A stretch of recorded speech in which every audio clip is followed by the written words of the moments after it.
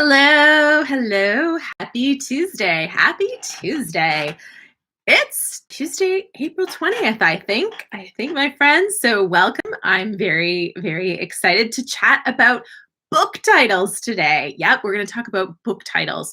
We're talking marketable, profitable book titles. So, yes, so make sure as always, as you roll in, whether you're tuning into the replay or you're joining us live right now, that you say hello. Say hello early and then participate often, because participation is, of course, absolutely rewarded. So that's very important. So as you're rolling in, today's topic is creating profitable and marketable book titles. I think this is a slightly different angle on the subject of book titles for those that have watched my videos on book title. And I have one that I really want to highlight. And as people get here today, I'll have Angela drop that one into the comments.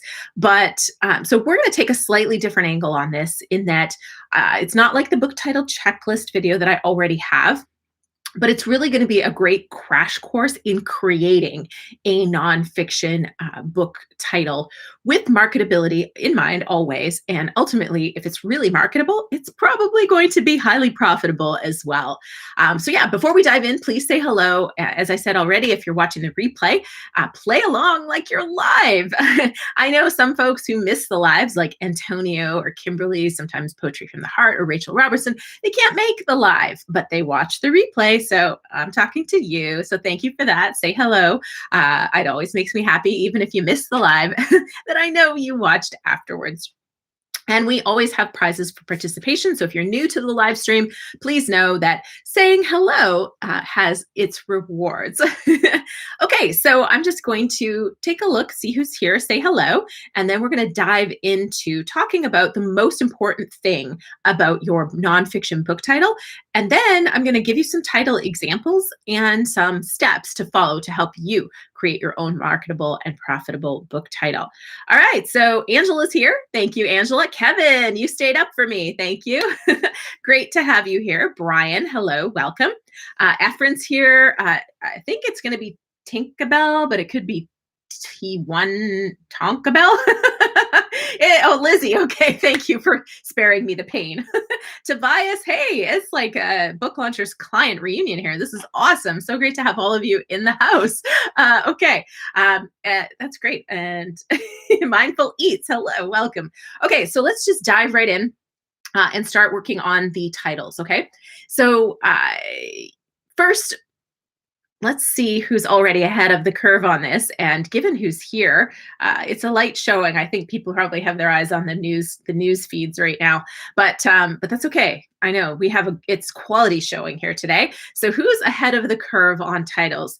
What do you think is the most important thing to keep in mind when you choose your title and your subtitle? So while you guys are writing that, I'm actually going to head on over to my random name picker, and I'm going to do a YouTube prize. So while you guys are writing, what do you think is the most important thing to keep in mind when you choose your title and subtitle? And so while you're doing that, I'm hitting that random name picker.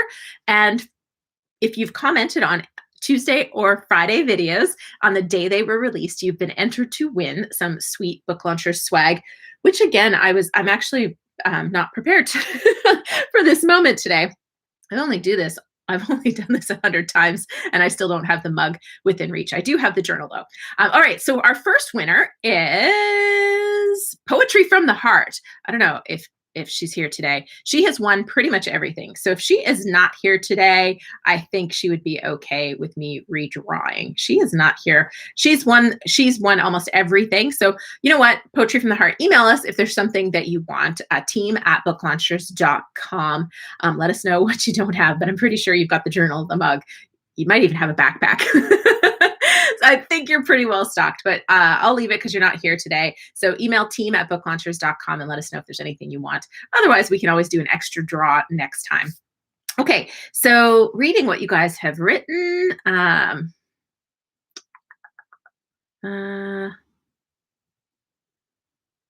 Oh my goodness, said hello, and then the comment showed up. 5 delay. Yeah, you do have a big delay there, Kevin. Hey, Alan, great to have you here too. So business exit value strategy is about the reader. All right. So yes, the answer is, I'm just checking you guys. Diving cap on. Efren's ready to dive right in. Okay. So it is, in fact, for the reader. So I'm not sure if, I think you were saying that's the answer, Tobias. So, and I think you just won recently in the last live stream, but I'm giving you a prize because the title and the subtitle is all about your reader. So it's discoverability. It's discoverability, and then it's all about persuading that reader to buy the book right now. So your title in less than 200 characters, and that's a lot of characters, by the way. Amazon gives you 200 characters for title and subtitle space. I don't recommend you actually try to fill them. That's a lot, and it would make your cover look like alphabet soup if you did that. So I don't recommend you necessarily try to stuff 200 characters in there, but you have a lot of space, but it's not that much space really when you think about it. Its job is to help your book get discovered and then to sell that book. That's the title's job. And in order to do that, it has one person it needs to be discovered by, and it has one person it needs to sell to, and that is your reader. That is the most important thing. So a lot of people fall in love with titles, and they love their title and they think it's the best and they won't deviate from it. But it doesn't matter what you think. It matters what your ideal reader is going to say. And the other thing that happens all the time is people come to us and they say, my friends all say this is the best title. And we ask them, okay, well, who are your friends? Are they your ideal reader? And they're like, no, they're people that have, businesses like mine. Or they're my soccer buddies or my football friends. And they're not your ideal reader. So it's really, really important to run this through the filter of who your ideal reader is. So Tobias, congratulations. Email us at team@booklaunchers.com and let us know what you didn't win last time, because I'm pretty darn sure you won. And you can get the other thing. Here's the journal. Sorry. It is right here. It's the Oh So Soft journal for keeping track of all your fantastic book ideas. And hey, Rhonda, thanks so much for your for ordering the book. I really hope that you will post a review after you have read it. So this is the book Rhonda is talking about, Self-Publish and Succeed, at the hashtag No Boring Books way to write a book that sells. And a big part of a book that sells is having a fantastic title. So, okay, hold on. Lost my notes there. Okay, so the only thing you really need to worry about is creating a title for your reader. And I have, on Friday, I have a really cool author spotlight coming out from Martha Tettenborn. And she shares a really great story and some examples around changing your concept mid-book. But one of the things that also she changed in this process was her title. She came to us with a book title, and she was quite set on her book title, and it meant a lot to her. It was very, very important. Her book title was Powerful Beyond Measure, Using Nutrition and Spirit to Journey Through Cancer. Her blog was called, or is called, Powerful Beyond Measure. And for her, again, it was deeply connected to her own story as she fought cancer, went through chemo and all of those things herself. And so that was the title. Now, based on that title, who do you think is the audience for the book? And what do you think is the real benefit? So I'll read it again. It was Powerful Beyond Measure, Using Nutrition and Spirit to Journey Through Cancer. So that was her book. It kind of gets there, it kind of gets you to the reader. I'll tell you what it became if you don't already know. Let's see. Victor says, Angela, you are awesome and inspirational. She really is. She does a bazillion things to help me out and to help keep Book Launchers running smoothly. So she really, really is. Mike, hey, great to have you here. Oh, you can't stay. That's too bad. Okay. And I'm just looking here to see if anybody is playing along. I know there's some distracting news today, so I'm not surprised we're light on people. Mike, I'm so sad you're leaving. Okay, so essentially, Powerful Beyond Measure. I was asking who the ideal reader is for that, and what you're thinking. So. Beyond the chemicals, more holistic approach. Yep, that's great. And the audience is cancer patients and holistic medicine. Yeah, okay, great. Thank you, guys. I think there is a delay in the chat, so I'll just have to, fill in some time because all of a sudden, all of these great comments came in. So that's awesome. Thanks for playing along. So yes, it is cancer patients But, okay, let's just see here. Now, uh, so her concept evolved, and cancer patients aren't, they're very general. So one of the things I talk about a lot is knowing your reader and getting specific. So I mean, there are so many different kinds of cancer. There's so many different kinds of cancer patients. And so it is way too broad. Sorry, I couldn't help it. Way too broad of a category. It's like saying your book is for women. It's just too general. So you got to narrow it down. And then holistic is also very, very general. And, in the title, Be Powerful Beyond Measure, Using Nutrition and Spirit to Journey Through Cancer, it doesn't really have a strong promise. Now, one of the things that Martha was very careful about was she didn't want to promise that doing this was going to help you cure cancer or beat cancer or anything like that. So that was very purposely chosen, that she had said journey through cancer, because she didn't want to make any of those kind of promises. So her book, her new title, and the title that she launched under, is called Hacking Chemo: Using Ketogenic Diet, Therapeutic Fasting, and a Kick-Ass Attitude to Power Through Cancer. So now you've got Hacking Chemo, which I love because it's got that kind of alliteration type feel. It's not alliteration, but it's got that, and I've just, the consonants, sorry, the word has slipped my mind, but the Hacking Chemo, it's got that in there. So it's really memorable. It's strong. It's easy to say. The subtitle doesn't matter for memorability. What the subtitle matters for is ketogenic diet. That's huge. We've got chemo in the title, and then power through cancer. We've got cancer there. We've also got fasting, therapeutic fasting in there. So there's a lot of keywords in this that can all combine together to create a really powerful title, depending on which angle. Some of the keywords can lead to finding different books, but if you combine them, cancer, therapeutic fasting for cancer, that comes up. Ketogenic diet, cancer, it allows her book to be found. So really powerful. And now, who's her book for? It's for people going through chemo. That's a very specific market in the cancer. It's also for people who are going to be looking for ways to have more energy through that and to have more energy through cancer. So it's much stronger, much more marketable, has more of a clear audience, has stronger keywords. So I like to give that as an example. And on Friday, like I said, her author spotlight comes out and it talks about kind of the whole concept change she went through. And she was very generous in sharing her experience, and open too in sharing what it's like, and the title change and how the title meant a lot to her to begin with. So if you're kind of in the middle of your book and you think you might have to have a concept change, Friday's video is going to be really good for you. Okay. One other thing I'll make a note is sometimes people get clever. They get clever with their book title. And I have often told people about my first company, which had a website. We called it Revenue, and it was spelled REV space N space YOU. And it was clever. It was about putting the revenue in your life, so putting the rev in you. And also it was all about revenue with real estate, so making money with real estate.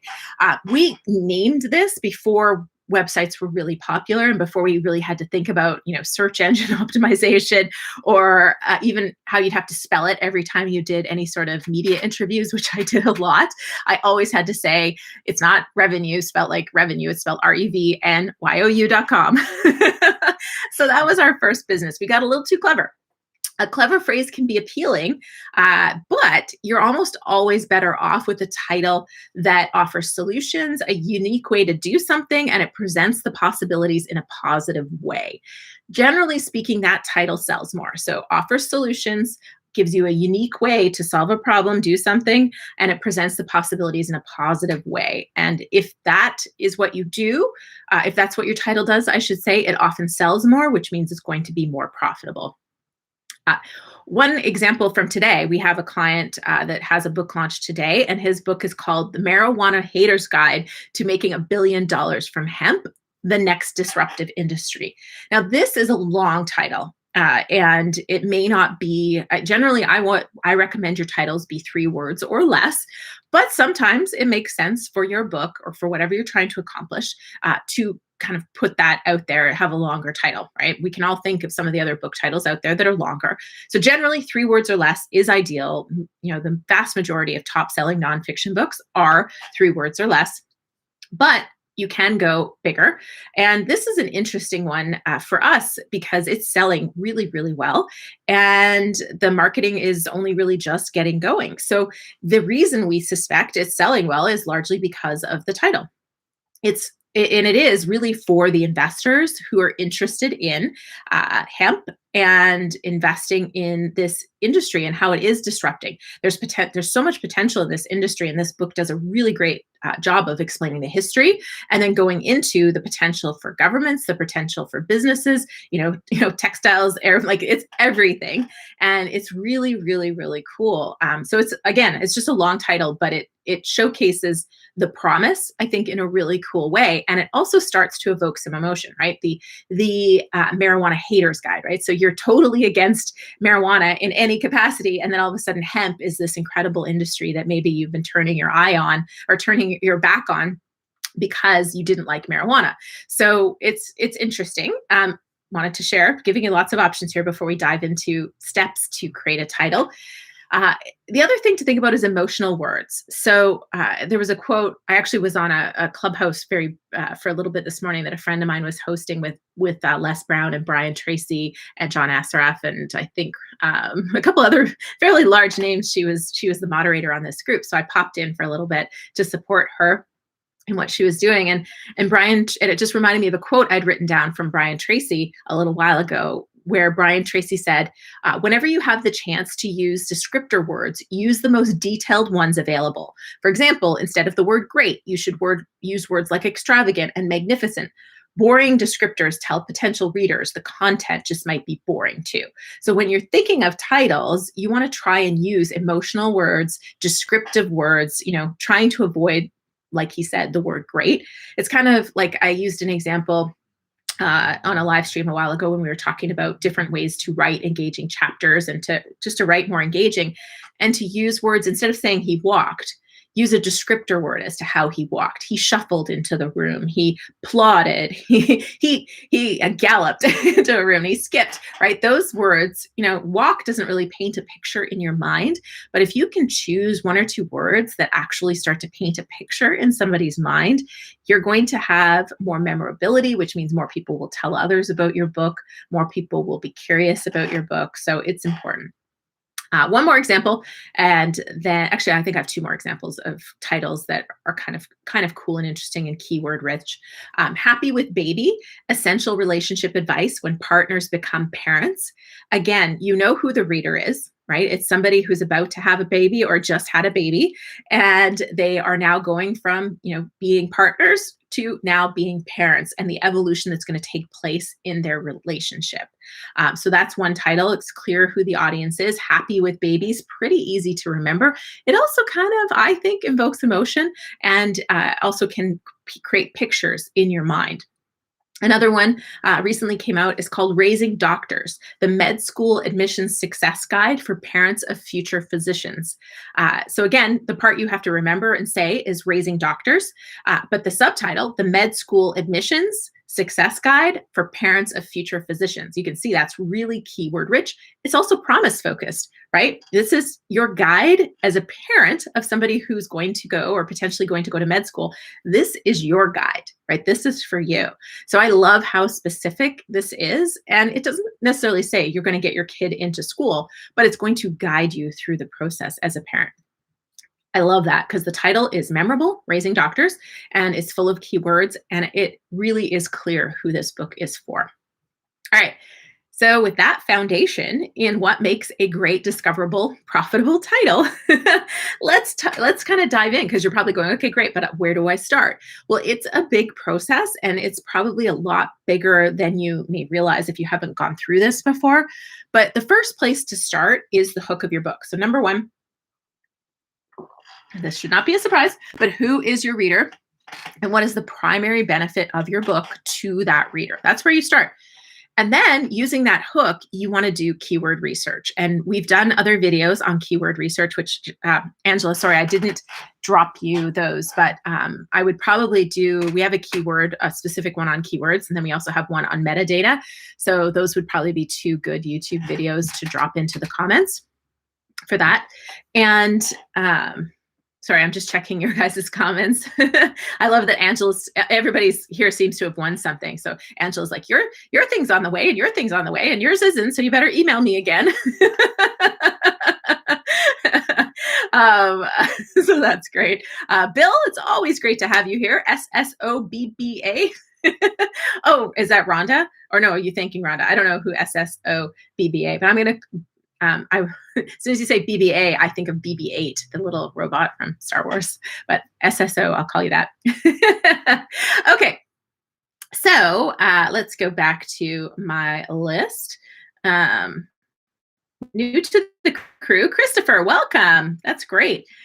And more great advice here than any writers conference. That's fantastic. We should put that on our YouTube channel.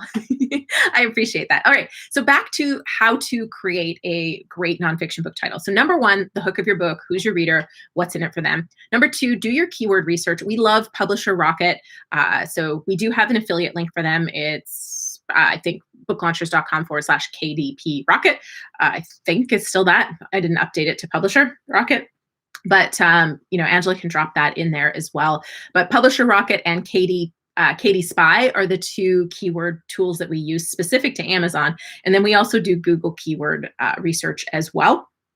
We want to have keywords, especially in that subtitle, to help with that discoverability. And it also really, when you focus on keywords, you also are thinking of your reader, right? You're thinking of what's my reader searching for? What problems are my reader trying to solve? How are they going to be searching for that? And really trying to hone in on being discovered for that, the solution to that problem, or, identifying whatever your hook is being identified as really solution, but something that is relevant to what they're looking for.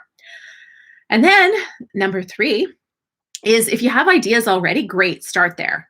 And that's a good starting point. And then you want to just write down every idea that possibly comes to mind. And if you're not sure, this is where a great title generator, an online title generator, can come in handy. I don't use title generators for books personally, but I do use them for if I'm feeling a lack of creativity when it comes to submitting presentation titles, blog posts, or YouTube videos. I do use them, but there are some cool ones for creating book titles. I don't find their book titles are great, but what I like it for is it opens up the mind. So if you're somebody who doesn't like to start with a blank page because it can be intimidating and you're really not sure, because the world of possibilities is in front of you with regards to a book title, now you've got somewhere to start. So I gave Angela a couple of title generator links. The one is specific to book titles, and the other one is a headline title kind of generator. And again, this is not because I think you're going to find your winning title here, but what we found, because we brainstorm our clients' titles. So we kind of go through this process, although we have an intake portion of the process from our clients, but then we also go through the book as well. So we get a book summary. We then get the title ideas from the client. We also will have the entire manuscript in front of us. So we've got the book summary, we've got the manuscript in front of us, we've got any marketing notes on it, as in who's the reader and all those things. And then we take the ideas from the client. And then as a company, everybody in our team, we just brainstorm. And often what can lead to the best ideas is kind of that one-off crazy idea, like the one that gets thrown out there just for fun, or, this is a bad idea, but I'm just going to get it out of my head. And then it often actually is the catalyst for the title that ultimately is the best one for the list. So this is that, right? This is the catalyst for if you're stuck and there's nothing else. And what I did was I went to the one that's a headline generator that I've used before. And I just typed in write a book, and I'll just give you some examples. It's formulaic in mine, but it gave you 700 to choose from. So write a book, it came up with, where's my notes? Okay, write a book that wins customers. What you can do to write a book from destruction by social media. Okay, that one makes no sense. Turn yourself into a high-performing write a book machine. So they're kind of funny. But of course, again, this is just about starting, right? 3 tips to write a book you can't afford to miss. And this one is the article generator. I actually like it better than the book title generator that was also available. But yeah, it's again just a starting point. And then this one was 14 days to a better book. 2 ways you can write a book to become irresistible to customers. Here's a method that will help you write a book. So again, articles, but it may spawn ideas. So I am curious with those title generators. That's one way. What is your best book title brainstorming idea? That's going to be our next participation prize today. So let us know what your best title brainstorming tip is. And I'm going to go on over to my random name picker where I've got everybody who has commented the day a video is released in the last 2 weeks. That includes the live stream from 2 weeks ago. So if you're missing this, but you're catching the replay on Tuesday or within 24 hours, I usually do it within about 24 hours of the video, you get entered to win our sweet Book Launchers swag. And if you have already won the swag and you haven't won a book and you haven't bought this book, I mean, first of all, you should just go buy it and write a review. But you can also ask for a copy of Self-Publish and Succeed, and we'll send you a copy of that as well. Okay, so I will pick the names while you guys are writing your best title brainstorming tip for me. And today's prize is Mojo. Yay. I don't know. It's been a while since Mojo has won. So congratulations, Mojo. I don't think you're here live today, but you'll probably be tuning in to the replay because you usually do. So congratulations. Email us at team@booklaunchers.com and let Angela know your mailing address and what you would like. If you haven't got my book yet, that's a great option. Otherwise, the journal and the mug are always great choices. The mug, of course, is our #NoBoringBooks mug, where coffee, tea, and hot chocolate are all proven to taste better in it. Okay, let's see. Let's see what, oh, you're back already, Mike. It's great to have you back. So I am looking for your best title brainstorming ideas. Alan brainstorms the best while in the bath. So I'm curious, how are you recording those ideas? I'm just curious. I mean, you could say, hey, SIRI, or hey, ALEXA, and get them to record a note. That's one way to do it. But I am curious if you're in the bath brainstorming. Let's see. Mine is book bolt keyword search. Okay, so use for keywords, you're using that, Tracy. Okay, that's cool. So I don't know if I've seen that one. Book bolt keyword search. Okay, great. Efren says, writing and rewriting your hook and reader needs, doing it as we speak. Great.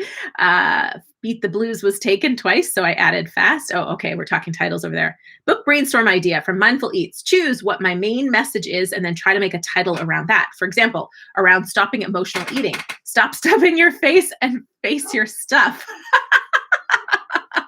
I like that. That's awesome. All right, Mindful Eats, you win. So you're my winner today. That just because you made me laugh, but also it has the emotional side of it.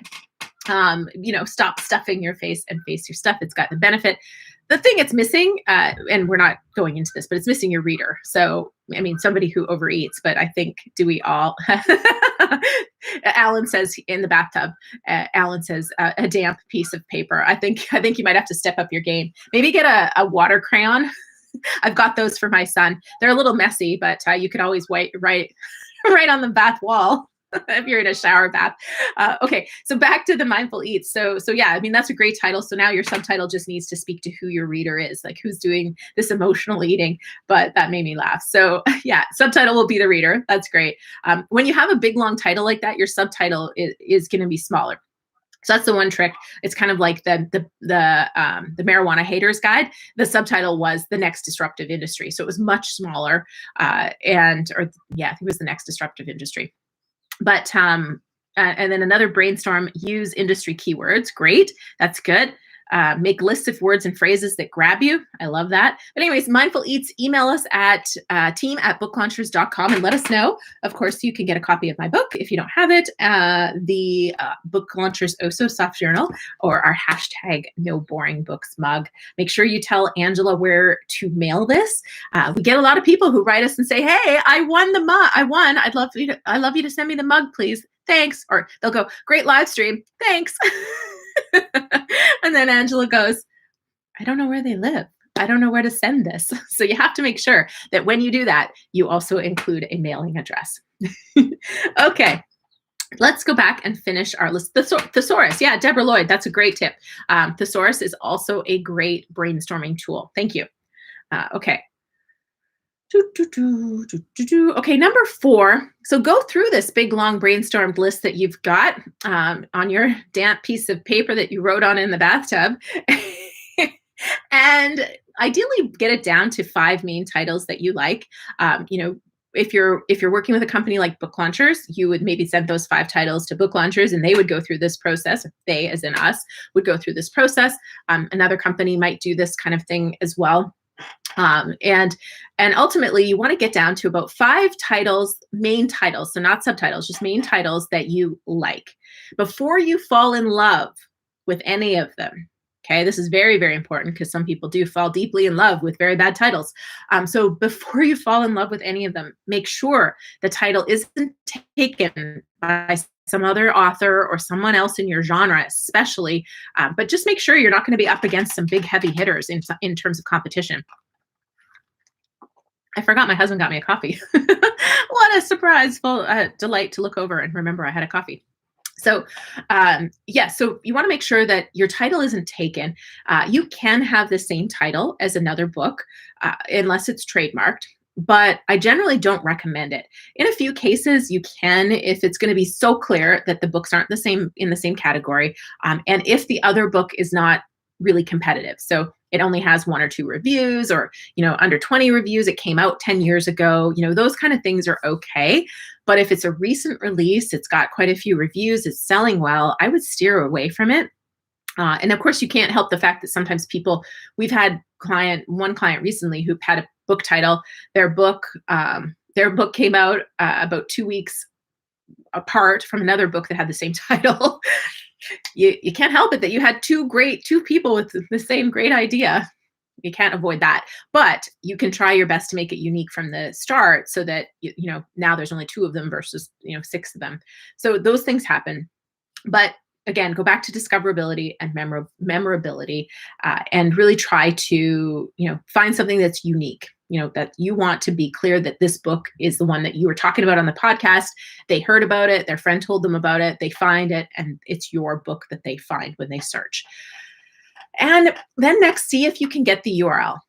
This is not a deal breaker for me if you can't get a URL, but it is ideal. So selfpublishandsucceed.com, I've got that URL. If I couldn't get selfpublishandsucceed.com, I would probably then look at selfpublishandsucceedbook.com. Potentially would be my next avenue.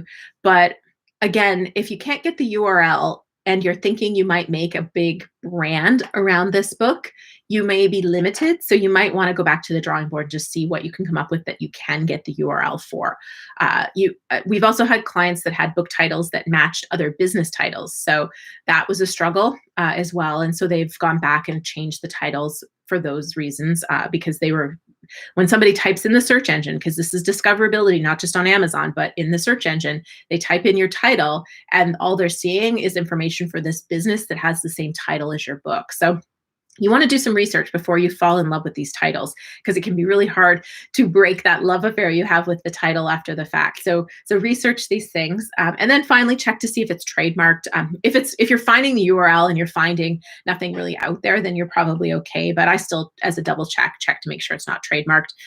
Then you want to start running some tests. So step 5 is testing.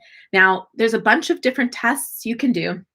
Like I said, Google it is kind of the research piece I said above. But, if you've got it down to a couple, like if you eliminated a few doing that above, now maybe you've got 3, Google each of them.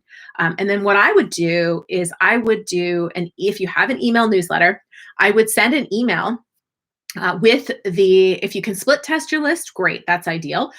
But if you can't, I would send a newsletter with one book title as your title, and then talk about, some angle underneath that topic. And then the next week, send another title as your subject line, and just see where your open rates differ. If you write articles, blog posts, you can do the same thing. You can see where you're getting more clicks, what is appealing to your reader, because I'm assuming your blog or your email newsletter is going to be the same for your book. If it's not, this doesn't work. But that's a great way to start to test to see what your audience is most interested in. So if you've got a title that's getting their attention, they're clicking on it, they're opening it, they want to read it, you're onto something, and you can start to compare them that way. One big test I did not do for the new brand you, and I highly recommend you do, is tell somebody, and do this with multiple people, tell them the title of your book, and then a little while later ask them, hey, do you remember what I told you my book title was? If I had done that, I would have found out that 85% of people think my book title is The Brand New You. Even when people are holding this is not the brand new, the new brand you, say I just did it. This is not the new brand you, obviously. But even when they're holding my book, they were doing interviews with me and they're holding my book, they would still say The Brand New You. So do what I say in this case, not what I did. I didn't know, and I didn't have book launchers. I made mistakes so I could help you avoid them. I am convinced of that. But yes, do the friend test. So tell them your book title, and then an hour later, ask them what your book title was. And if you're finding repeatedly people are struggling with it, they either aren't remembering it or they're getting it wrong, don't ignore that. Pay very close attention to that. Also for you, say it out loud repeatedly.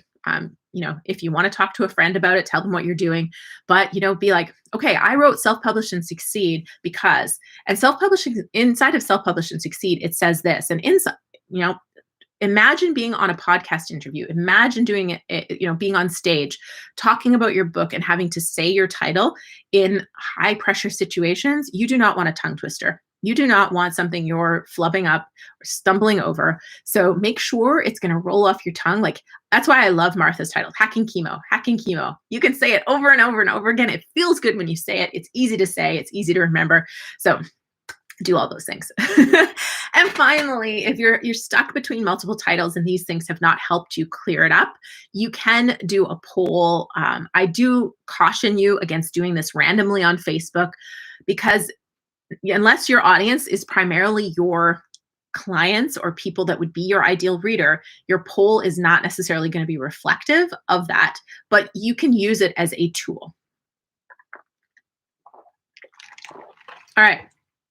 Final step, and then I'll answer any questions you guys have, is settle on one or two titles and then hit repeat for a subtitle. So you don't even have to have your title chosen yet. You can then pick your subtitle, but I do like to have your title narrowed down before you do subtitle. The big thing with your subtitle is to really make sure that it's selling to the reader the benefit of your book. So if your title doesn't make it clear who the book is for or what the book is about, then you've got to make sure your subtitle is doing a great job of clearing up who this book is for and what they're going to get as the promise, as the experience, the benefit, the outcome of reading your book. This is not an easy process. It can be fun. I mean, my goodness, we have a blast doing this. And I love seeing the ideas and seeing what the ultimate choice is. A lot of times, in Martha's case, as an example, because you're going to see her video on Friday, we gave her a list of titles. I think we went through it a couple times. And ultimately, she didn't go with any title that we chose word for word. She came up with her own, but it was spawned through the entire process. And that's great, because I love her title. I love her book cover. The book turned out great. And so it's all about that process and keeping that reader in mind. So, phew. If you haven't already hit that thumbs up button, definitely try it, because it makes you feel good. I promise. And of course, it makes me feel good and also feeds that YouTube algorithm. So they show you more good content like this. Okay.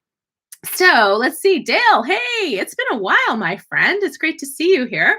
Okay, so I'll get Angela to send me the questions rather than me just dive into random. Okay, so while she's doing that, let's do one last prize. I'd love to hear your favorite takeaway from today. So go ahead and type that in while Angela rounds up the questions for me. And we will tackle those questions while you guys tell me what your favorite takeaway tip was from today. Okay. Question. SSO, pandemic time diet, our fourth defense line. Antioxidant-based diet. Is that a good book title for my published book? The pandemic time diet, our fourth defense line. antioxidant based. So, I mean, the challenge that I have with that right away is running it through the benefit test, the who's the reader. So, pandemic time diet, our fourth defense line. The challenge I'm having with this is I don't know who the reader is. What are you going to do when the pandemic is over? And then what's the benefit? The fourth defense line. So I think we need a whole lot more clarity around that title. And I think running it through the steps that we've covered today will help a lot. Um, okay, let's see here. Favorite tip was just being able to get on. Well, that makes it easy, Mike. Every other Tuesday, we're here and we can win the day for you if you can join. That's great. Alan says, tell the friends the title, wait, and then ask if they remember. That is a brilliant tip, Alan. I wish I had me around, let me tell you. Because changing your title, by the way, is not easy, which is why I haven't done it with the new Brand You. In fact, in the future, I think I'll probably revamp the new Brand You into more of a branding for authors book, because I still believe it is a great book. I really think it is packed with some incredible information and stories, and it's fun to read. I wouldn't say more proud of it than the other two books, but in a lot of ways, it's one of my favorite books of the three that I've written. But it's really hard to change a title. You have to relaunch, get a new ISBN, and go through the whole process in many ways, because the title is integrated throughout the entire book for many people. So it's not a straightforward process to change a title. And so I haven't done it, and I'll probably eventually relaunch it in some other format in the future. Okay, so yes, doing that will save you pain in the future. And subtitle, I'm not sure what that is. So please recap the 3 original descriptors of of a great, extravagant title. Okay, I think they were. I might have to go back to my notes just to make sure I get this right, Efren. So let me go back and I'll see if I have it even written in my notes, because sometimes things come out of my brain in a format of 3, because I'm trained that the number 3, the number 7, the number 5, these are all really great numbers, by the way, for titles. I didn't dive into those kind of things, but the number 7 in particular, right? And you can start as soon as you hear the 7, you think of, 7 habits of highly influential people, anyways, you know which one I'm talking about. There's lots of book titles with 7. 7's a really powerful number as far as influence and persuasion goes. But 3s are great too. We love 3s for subtitles.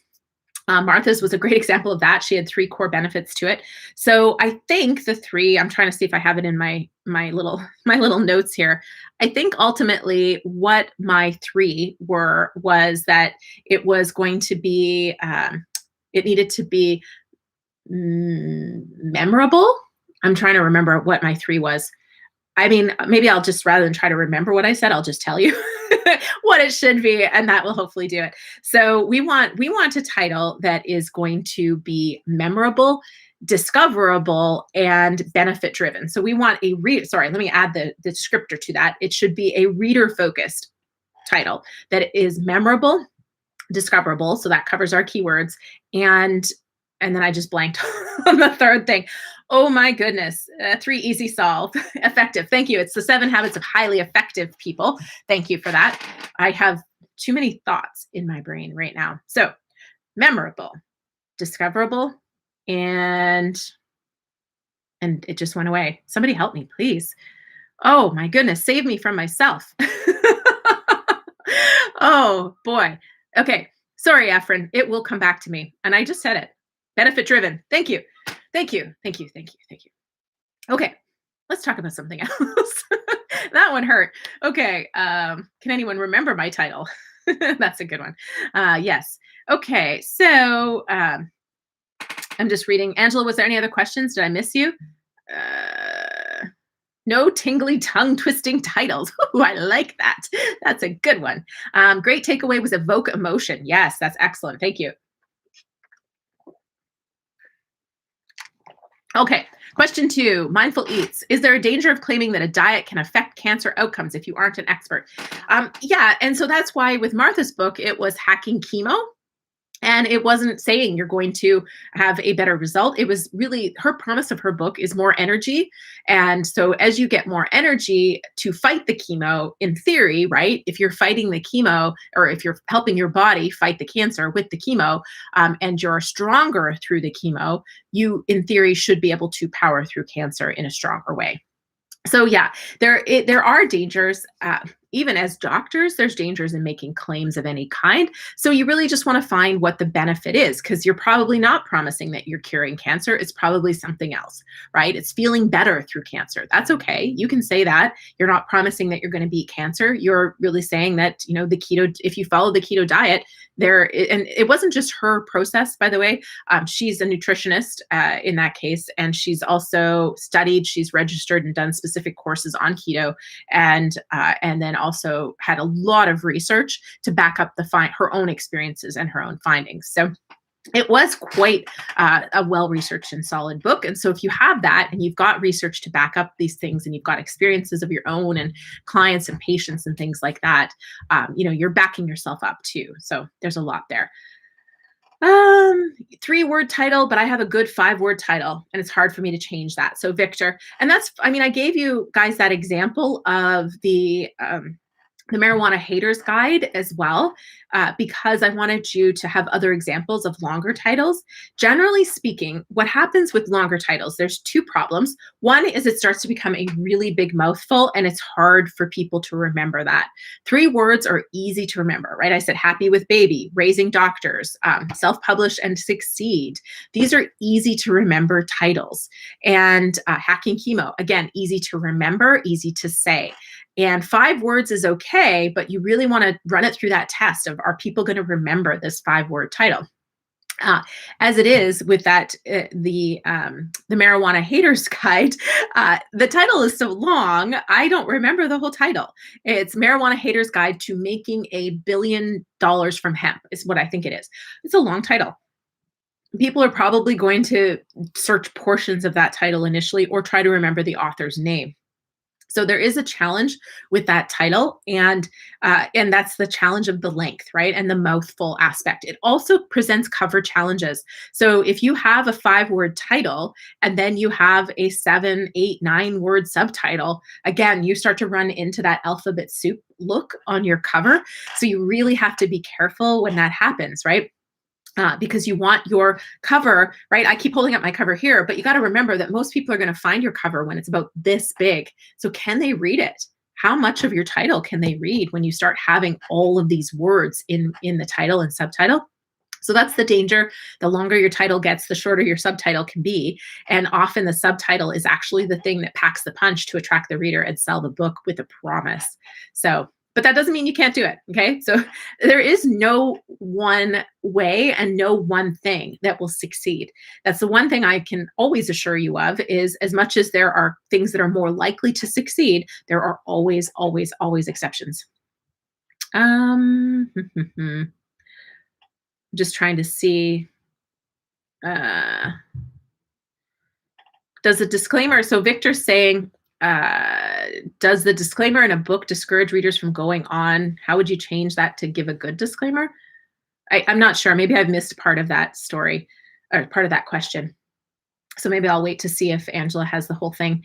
Angela says, Mindful Eats, where do you look for a URL to try to find a URL for your title? So I would just go to places like Namecheap is usually who I use, but HostGator, domains at cost. There's lots of places, and you just search to see if it's taken. I mean, first I actually type it in, right? So I would type in selfpublishandsucceed.com and see if anything comes up. But you can also do a domain search inside of anywhere you would buy a URL and see what's available, what's taken. Because sometimes, .com might be taken, but you might be able to get something else. Again, use that with caution, but there might be another option. If you're Canadian, you could get .ca, but I would still recommend you buy .com if you can, because I've seen it happen a lot of times where somebody buys .ca and then a big somebody or something comes in and gets the .com, and now your search engine results are still overshadowed by that. Question 4. Could phrases be book titles? So if by phrases you mean, trying to think of a good example here. like a commonly held phrase, like somebody like oh my goodness, this is where we need Jacqueline. She always has like the kettle calling the pot black. Just the only thing that came to mind. So that kind of a phrase. Maybe again, what I would recommend is if you have something like that, you could do a play on it. And so then it gives comfort because it's something similar to what people might know. So the subtle art of not giving a F. By the way, profanity in titles might seem cool. It might seem memorable. It might evoke emotion. It also creates massive challenges. So we didn't talk about profanity. I'm just going on a total tangent here, but I will come back to the other question in a moment. Profanity makes it hard to run ads. It makes it hard to get on media because, like for me, example, when I talk about the subtle art of not giving a F, I won't say the full word. And some media won't even have, like traditional media, won't even have somebody on that has a title like that if there's curse words or profanity in it. So it does create some limitations. So you really have to balance it out with, is it worth it? And for some people, it will be. And Mark Manson's book, for the most part, was not on traditional media. He had a big network. He had a lot of influencers promote him. He was on a lot of podcasts. So his book was able to become very popular through other means. And he also was already quite famous before that book came out, or well known, not famous necessarily. He had a good network. He had influence already, so he could leverage that audience with a title like that. If you don't already have an existing audience, you're creating an unnecessary barrier by putting profanity in there. So you may still want to do it. We have clients who have, but I'm just telling you that it does create some limitations and challenges when you do that. So back to the phrase. So what you could do is you could make a play on something that is well known. So the subtle art of might be taken in terms of like the phrase, but you could say the gracious art of eating chocolate. I don't know. I'm making stuff up here, right? The cancer conquering art of keto diet. Like you could kind of take a familiar phrasing and structure and use that, and that will give some comfort because it's recognizable. But copying a phrase and using it, no, it's probably copyrighted somewhere, and you're creating all kinds of problems for yourself because searchability. Where are you going to rank in all of the lists that I took you through? Okay, a couple more minutes here. So, could phrases be book titles? Okay, I did that one. Oh, Jacqueline is here. All the hysterics of a cat in a shower. Let's see, she's got the best ones. The python swallowing the pig was today's. Oh my goodness, that's great. Sorry. Okay. Angela said, oh, I thought there was one. That was a question. Okay. Can a contraction be in the title? Example, don't.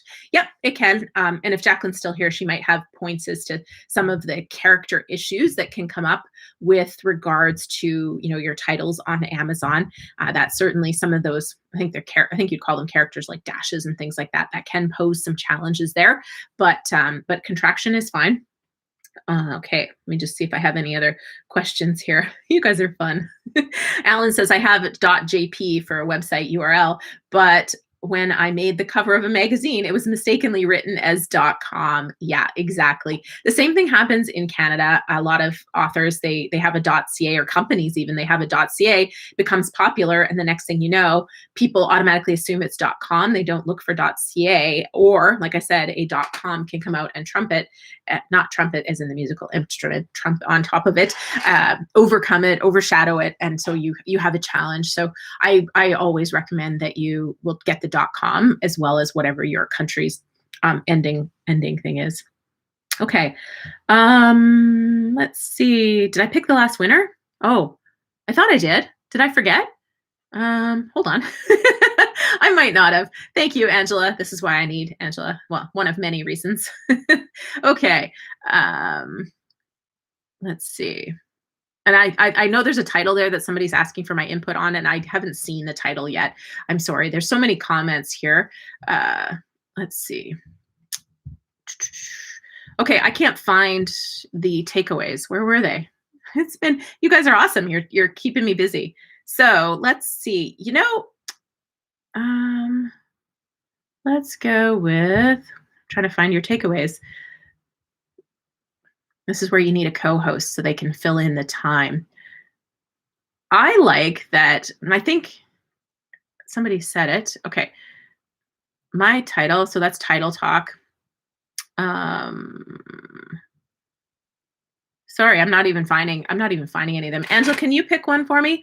Oh wait, the reader and your purpose of the book. That's pretty close. So Tracy, I think we'll give it to you. Okay. We'll just give it to Tracy. Thank you for being here, Tracy.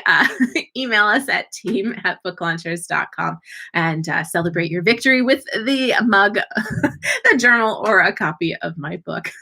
Whew, that was a tough one. Okay, so what's this title that somebody needs input on? Sorry, because I don't see it. There's lots of comments over here. So inspiring hope. Oh, sorry. Angela's posting the email. Okay, I'm just waiting for the title, but I'll just wrap up really quickly by telling you guys the 6 steps again, and then I'll comment on this title, and that will be it for today. But we'll be back here again in 2 weeks, and hopefully my brain will be a little less scrambled. Whew. I'll make better notes for my next one. I know title stuff inside and out, but sometimes I say things, then I don't remember what I said. So we'll have to watch the replay to find out what I've said before. Okay, so step 1 was to know the hook of your book and the reader, know who that reader is really intimately, right? Again, we talked early on about it can't just be somebody with cancer. Like, let's dive into that a little bit more and see what problem they have that we can specifically help solve. And that's really what your hook is. And that's what we really want to know starting this title brainstorming process is who is your reader and how is your book going to benefit them? And then using that, start your keyword research using whatever tool you want to use. We talked about Publisher Rocket, Katie Spy, Google Keyword, and then I think it was Tracy posted a different keyword that I hadn't heard of before. Lots of keyword tools. So you then take your keywords and you can enter them in. If you have ideas based on the keywords, great. Or you can use some of these title generating tools and software. You can brainstorm in the bathtub, like Alan said. You can go to your industry newsletters and industry blogs and look for keywords as well. Regardless, you want to create a great big list of bad titles mixed with good titles mixed with everything, and ultimately narrow it down to 5 decent titles, and then run it through a bit of a process of checking before you start to love any of these titles. Again, we want to be checking for availability, whether you can own the URL, whether it's been taken before, if it's trademarked, and then narrow it down to probably 3 at the most. And then tell your friends, see if they remember, split test it in email lists if you have that option. Use articles, see which one gets more clicks. And you could do a poll of your clients, ideally. Say it out loud a lot. Make sure it's not a tongue twister. Somebody said that too. That should have been the winner, is the avoid twisty tongue twister titles or something like that. I don't know whose that was, but you could win too. I'd be okay with that. Settle on 1 or 2 titles, and then hit repeat with this process for the subtitle. Okay, let's see what we've got, and then we'll wrap up. Being a no bull rebel, reclaim your right to unconditional love for your body.